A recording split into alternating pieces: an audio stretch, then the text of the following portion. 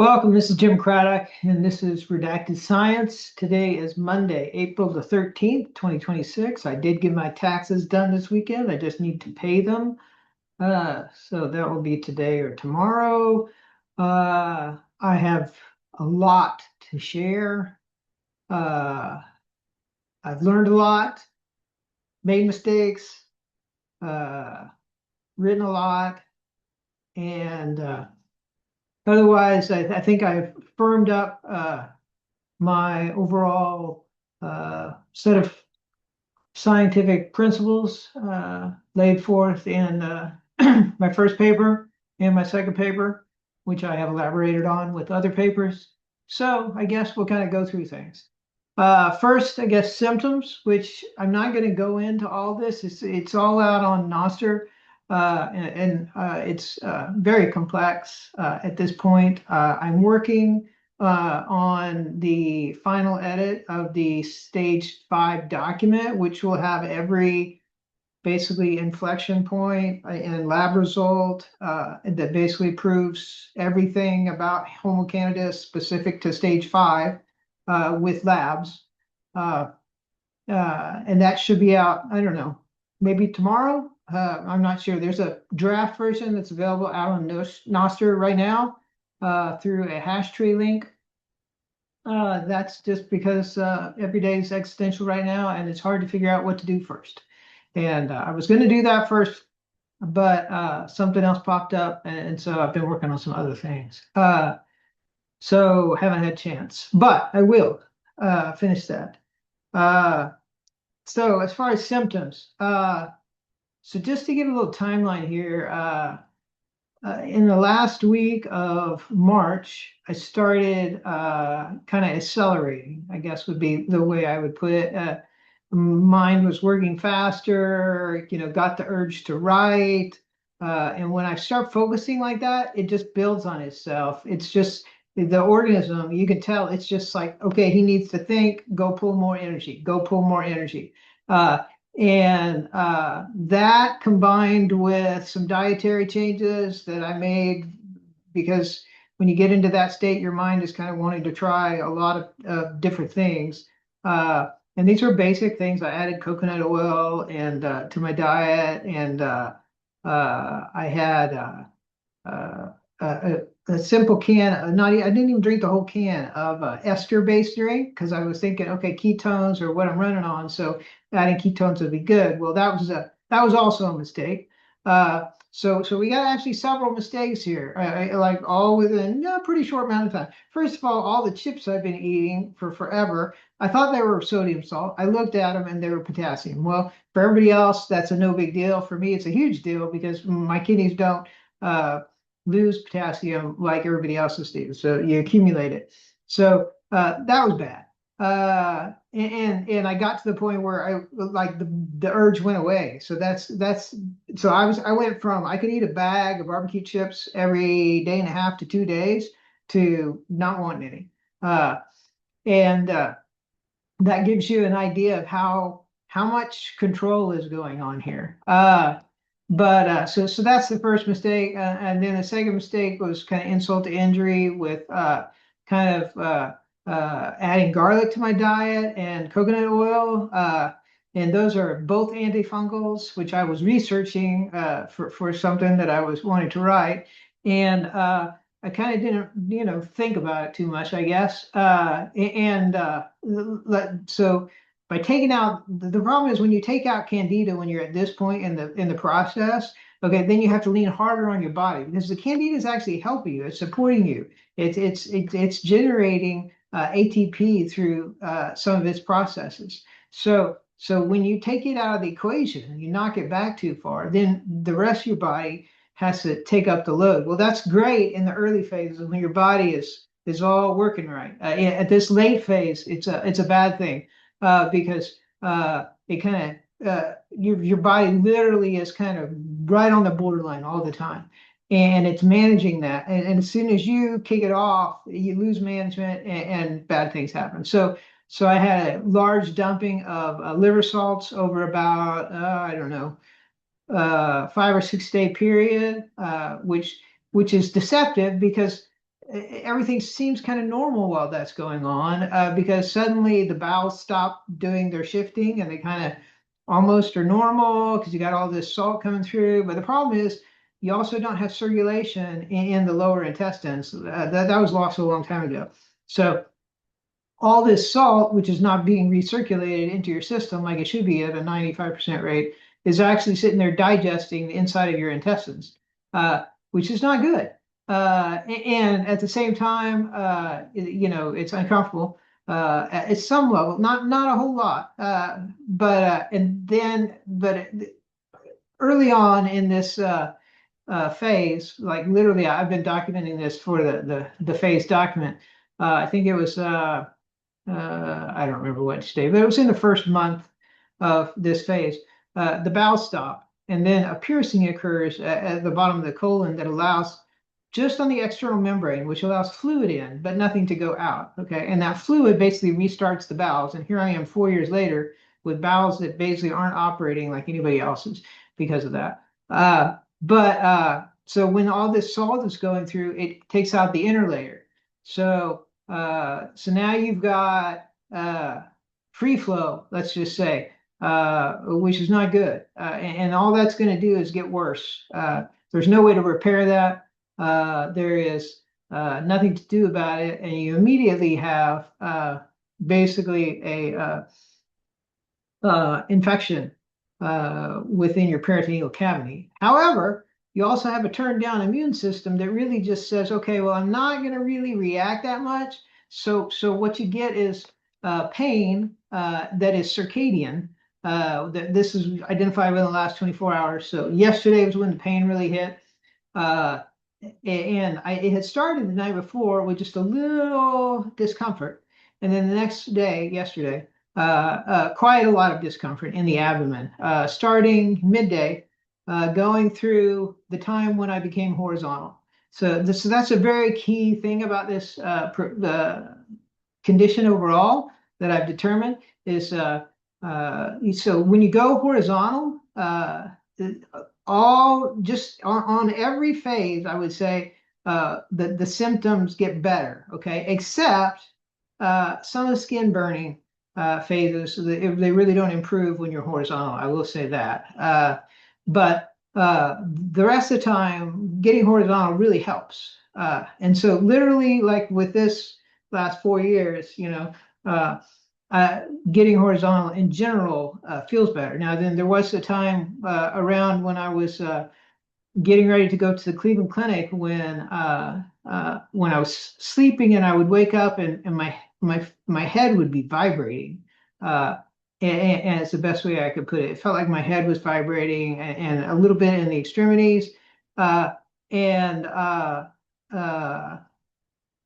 I learned that choline and inositol drops would immediately rectify that, which is basically saying you literally don't have enough choline to do your normal energy pathways, and you just need a bump to get going again. So in that case, what I started doing actually was sleeping sitting up, which helped. And then I got to the choline drops, and those helped a lot. So that was the one time when I would say laying down didn't make things better. It was a period I worked through. After that I didn't need the choline drops after about the second week of July. However, I still take them sometimes, about once a day, maybe nowadays, because I figure better safe than sorry, and they definitely aren't hurting me. So we have the salt, we have the complete piercing now, and so we're definitely in this, end stage is the best way to put it. Okay. Now you can see I'm talking to you perfectly just fine. All right. I would say on my level of pain, it's about a 3 right now. Which is enough to notice, not enough to keep me from functioning. That would, lately I would say that, 6 is kind of where it starts getting to where functioning becomes problematic. Okay. But last night I was at a 5 at least, and just still having a conversation with my mom, just like this. and you wouldn't know by looking at me that I was at that level of pain. And it's just purely abdominal pain at this point, diffuse, limited around the belly button area, and a little wider. And you know, I mean, if you know the anatomy, you can figure out what's going on. Is what I'll you know say. As far as sleep, it's been off and on. It's been so some nights no sleep at all, and other nights good sleep. So I'm trying to figure out how to do that better, uh, how to make sure I sleep. But it seems like if I use THC early, say 6 o'clock, that rest comes better. THC after 6 o'clock, less recommended. Uh, what else? Klonopin in the evenings at bedtime, a little bit, just half a milligram, which is a tiny amount, and it rushes through my system. Within 2 hours, I'm awake, and I'll take another half a milligram. Uh, but that's the state of the system, the way it is. It hits you. You have a lot stronger effect from things, but at the same time, that they dissipate much more rapidly. So what have we done, I guess, would be kind of a cool question to ask. So I'm going to pull this over here and share my screen. Let me close some of these other things here. Let's see, bop, bop, bop, bop. Okay, so here we are. I'm going to share this. All right, so now I've got my screen up, and you can see this is the saline hypothesis, endocannabinoid-mediated fungal hominid coevolution in East African Rift Valley. It's on version 4 at this point. That's kind of a weird thing. I thought you could do dot versions, but you can't. So this is my third revision to it. It shows they're all on the same date, but these actually came out at different dates. It's just how they want you to enter the data for some reason. They always want you to use the original date. There is another place where you put another date and it should be showing that, but somebody's data architecture is a little limited. So that is one paper. It's got some recent additions around skin pigmentation, around religion, around hyperemesis, cannabinoid hyperemesis syndrome. I believe that's related. That's going to be my first really kind of like major bricks in the wall, rapidly accumulating. But I think at this point we're well over the accumulating bricks. So let's look at our papers. We have 6 total since March 30th. And some of these are on, subsequent versions. So beginning at the beginning, we have the base paper, Candida albicans, as a biochemical computer. You can see it's pretty popular. And what do we got here? 14 days, it's had 109 downloads. And that's just from here. Recently added a section to that that kind of beefed it up. So it's on version 3. The next paper is the the saline oscillation paper, which does have the hyperemesis included in it now. Less downloads. It didn't come out till April 1st. However, I mean, it is really getting solid, is all I'm going to tell you. Like science-wise, it is becoming pretty tight, is the way I'd put it. So from there, we've got focal infections. This is a great paper, in my opinion. I think it really shows that they were on the right track at one point, and then they were in the right direction on the wrong track, is how I'd like to put it. So great paper to read. I use Google in that one some with my kind of conversations that I have with him. He's a great sparring partner. So then we have let's see here, a case study. Well, let's do this one. So this is the expose, which really is sequentially kind of next. This is the one where I say, okay, these are the people that decided to not tell you that Candida albicans was our symbiote, and instead tell you that it should be killed, and don't look at it, because we know a lot about it that you don't, and we want to keep that a secret. I mean, that's basically what it boils down to, folks. Then I have a case study, which I think is also very important. What it illustrates with test results is that the stage 4 to 5 transition period in 2018 with some very unique test results that can only basically be explained by my model established by the biochemical computer model. So the great thing about these papers is if you just drop them into AI, like go grab the Candida albicans as a biochemical computer and drop it into Google, okay, or literally drop it into Google or drop it into Grok or I don't know, ChatGPT. I don't use ChatGPT anymore much other than images. So, but Chat is been pretty appreciative of it lately too, as well as I've my main partner is Claude right now. So you drop it in there, and let's just say what are the implications of this on some disease? Pick diabetes or pick something else, Parkinson's, and it will tell you how Candida albicans can be contributing to the symptoms of that condition.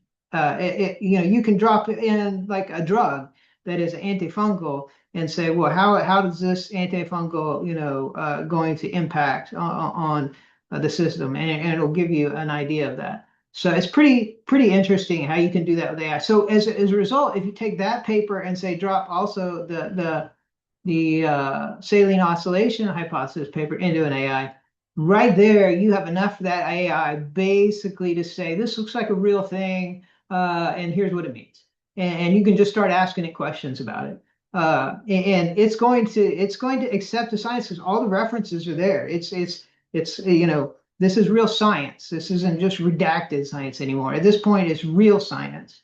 And it recognizes that, which is cool. It's interesting to work with these AIs because they're just like yeah, you have to get this out, and they're and they'll question like if I make bad connections, they question me. I tell them to question me, and they leave stuff out. They'll like I'll ask it to draft an article on basically based on the discussions we've been having, and I'll find a lot of things that need change.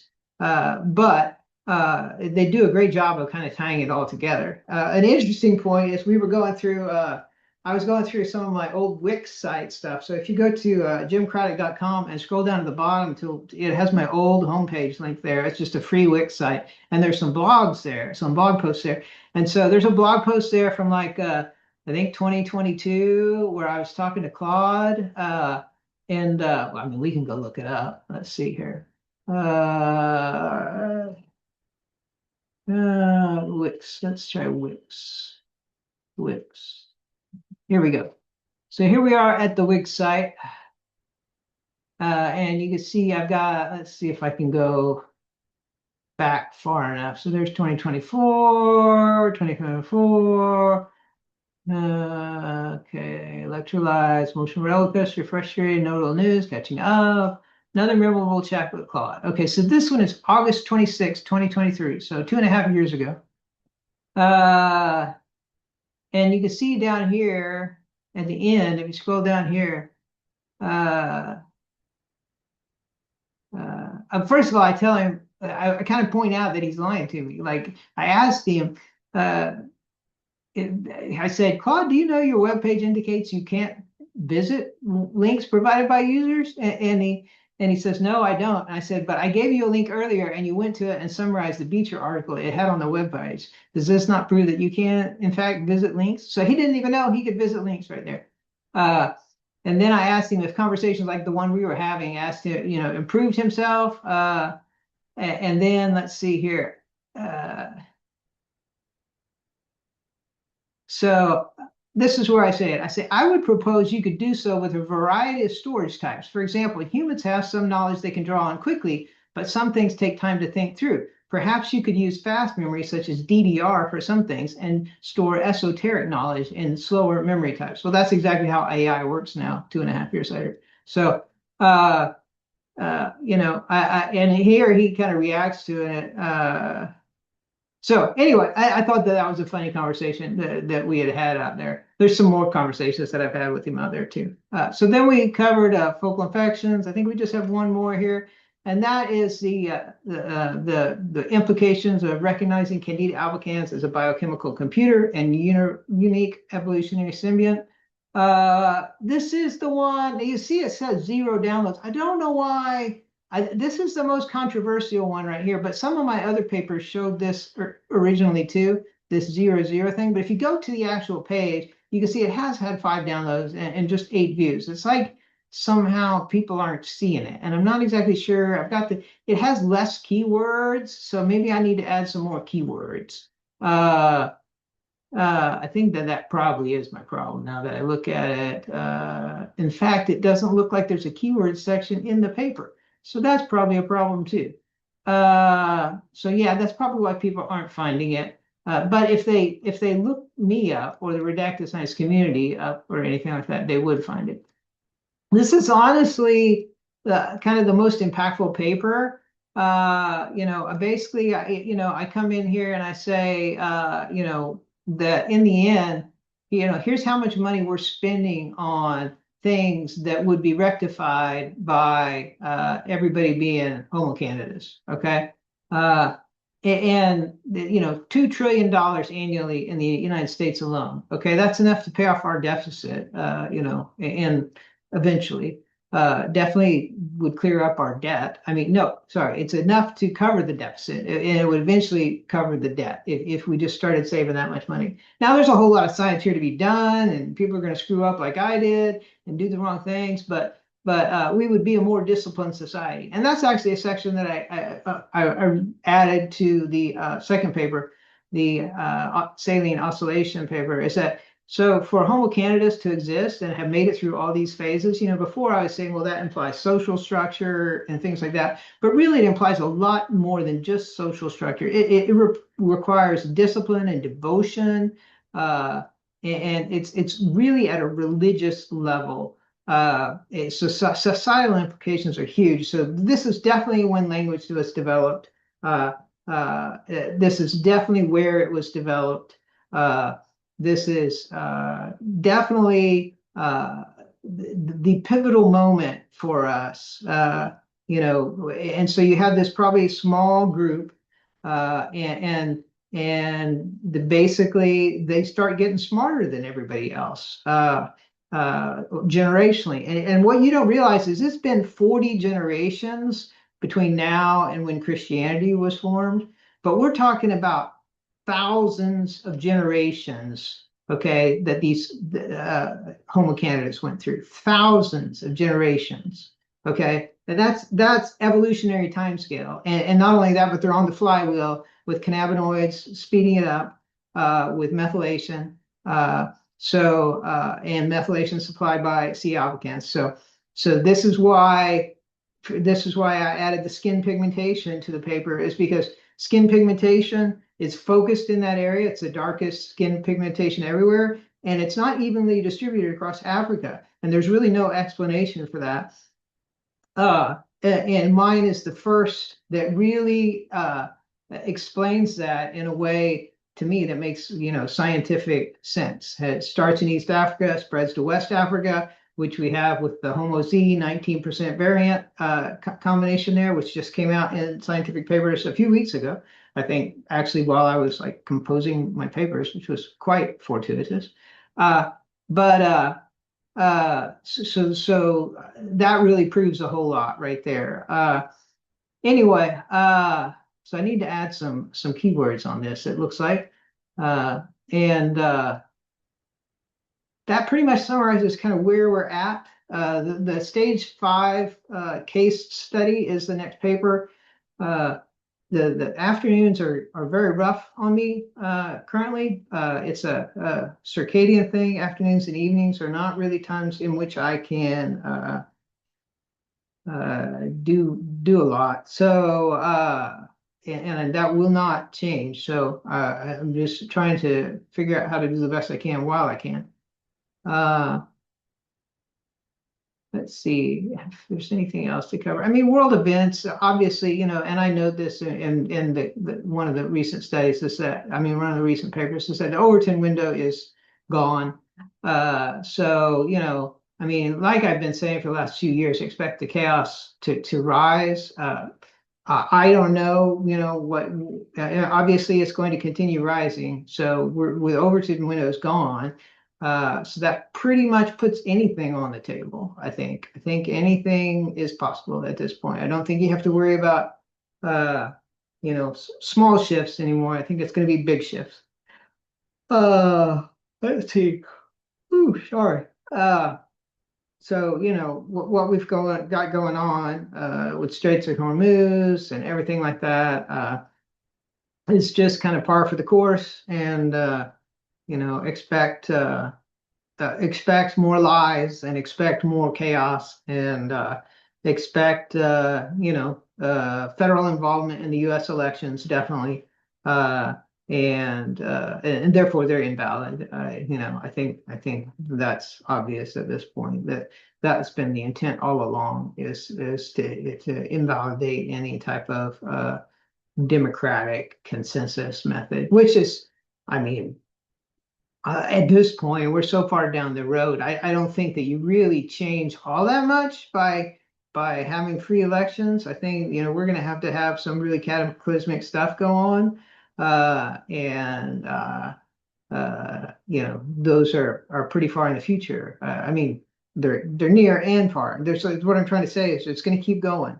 I think everybody thinks that we're in this like short period of you know rapid change or etc., and that everything's going to kind of get back on course. And I just don't see it. I don't think that's possible. Well, let me stop sharing. Yes, I hate it when I do that. So anyway, that's kind of what I expect of the future. And I think that I mean, AI is, even with just my interactions with AI over the last year, it has come so far. And, the companies that are being built right now, people don't understand how disruptive their technology is going to be. Is all I can tell you is that what one or two people can do with AI right now is ridiculous, and and so it's really going to get to the point where the people that can use AI are a level above everybody else. That's all I can tell you is when people can use it well, are going to be the most employable people. I have a coworker whose son, utilizes AI in development, and he's, presenting to the Gates Foundation and designing for, applications for whose name you would recognize. Uh, and I have no doubt that he's going to be very successful. He already is, obviously, and that's kind of what the future holds. You're going to have kind of three classes of jobs. I think you're going to have the people who are good with their hands, who are going to do well because most people aren't going to really have a job. And then you're going to have the people who are really good with AI, and they're going to be so far in front of everybody that it's ridiculous. Uh, so, and then the third class is the people who have jobs that are kind of going to be slowly replaced by AI, and can work with AI, but really can't kind of do the advanced AI things. And then, obviously, eventually AI is going to be able to do everything. And then what are you going to do? I don't know. And I think that that's why we're in the fourth turning, among other things. I think you've got, the monetary system collapsing. You've got AI. You've got, I don't know, religious zealotry. I don't know what else you want to call it. Uh, you've got the elite being so just hedonist and corrupt that society doesn't have a claim on its own future anymore. So I mean that's definitely fourth turning material, folks. And I'm just throwing my own little log on there. But I think my nobody's going to really do much with my science in the next few years. So this fourth turning is definitely kind of immune from what I'm doing. But the one after that, oh yeah, I mean, another 80 years from now, I think by then that you're going to have Homo canidus as a serious factor in whatever comes next, assuming we make it there, of course.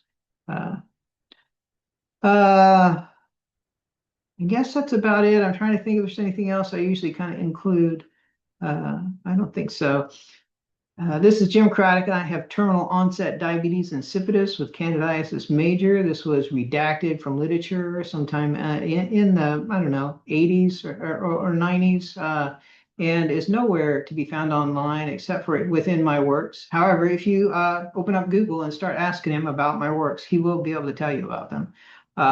Ask him about redacted science and Homo canidus and ask him to review my DOI entries. You can look them up here on Zenodo. You kind of have to learn how to use their filters. So they should really have like a class. They have like a little help on how to search, and you really need to read that.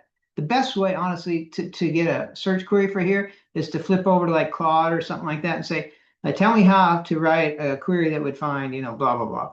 But if you go look for the Redacted Science Research Initiative community, which I can share the link right here. Hold on here. Blah, blah, blah, blah, blah. Once again, we're back to here. Okay, so if you're at zenodo.org communities/redacted science, you'll find all my papers right there in one place. You'll find them on ResearchGate too. Now, I don't have Redacted Science, the book, out here. It is on ResearchGate, but it's mostly, I keep it on my website as an attempt to kind of drive people to the website, for one thing. And it's really not like, it's a lot less formal than these other things. I kind of wrote it tongue in cheek, learning tools at the same time. So I didn't, I don't know if I feel comfortable publishing it to Zenodo the way it is. However, there are hash tree links to it from various papers and things like that. So it's definitely out there where you can find it. IPFS, etc. links are out there too. So I think we're definitely in the unredactable. But look, to total up. Okay, so how many downloads we have? We've got 10. Call that 24. 133. Add another, so 159, and then another 37. So we're right up near 200 downloads in less than 10 days for 6 papers. So that's not bad on Zenodo. I think most papers get a lot less than that. I'm pretty happy with it. So I'm going to stop right there and say, hey, I am trying to unredact science, and I hope that you will share my information, one of my papers, one of my videos, one of my posts, copy my hash tree links and post it out on Nostr yourself. Don't just repost my posts in case they ever get a hold of my keys. That post will go away, but yours won't. And the IPFS links, I think we're well past the point of no return on the unredaction of this. I really felt successful last year when I wrote Redacted Science, but this is infinitely more persuasive, especially with this case studies and things like that. All right, so that's it for now. This is April the 13th version, and hopefully we will have another one of these videos. I will tell you, every day is definitely a push day. I am doing the best I can, being normal. My immediate family is unaware of what's going on as far as all the symptoms, and I want to keep it that way. So that's what I've been doing. They're locked in on their lives. I'm locked in on my life, and I don't really have any choices. So, might as well keep going. Thank you.